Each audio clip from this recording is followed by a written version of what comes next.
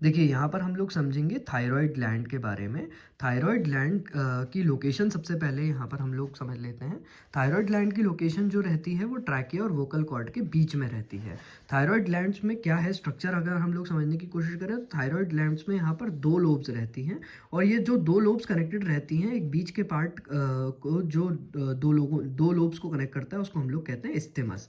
तो यहाँ पर समझने के लिए हम लोग ऐसा समझेंगे कि थायरॉइड ग्लैंड जो है ट्रैकिया मतलब हमारे गले के पास में यहाँ पर प्रेजेंट रहता है। गले और वोकल कॉर्ड मतलब ट्रैकिया और वोकल कॉर्ड के बीच में यहाँ पर थायरॉइड ग्लैंड प्रेजेंट रहता है। थायरॉइड ग्लैंड के अंदर स्ट्रक्चर को अगर हम लोग समझें तो इसमें ये जो गोल गोल दिख रहा है ना, ये आपको, ये क्या है गोल गोल, ये होते हैं फॉलिकल्स।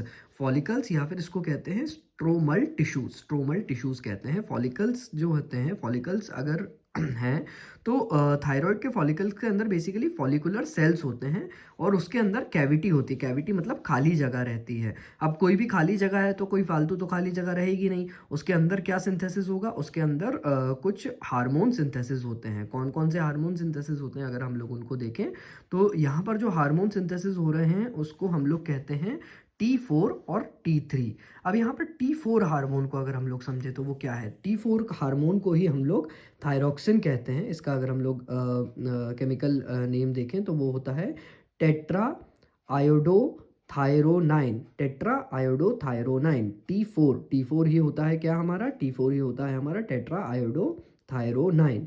और T3 भी होता है। अब जैसे T4 है, 4 मतलब 4, 4 मतलब टेट्रा, तो इसलिए उसका नाम हो गया टेट्रा आयोडो थायरोनाइन। और एक और हार्मोन यहाँ से निकलता है जिसको हम लोग कहते हैं T3 हार्मोन का क्या काम है और T3 हार्मोन का नाम क्यों दिया गया। देखो, T3 हार्मोन का नाम अगर हम लोग देखें तो वो है tri iodo thyronine. Tri iodo thyronine, T3 hormone यहाँ पर निकलता है।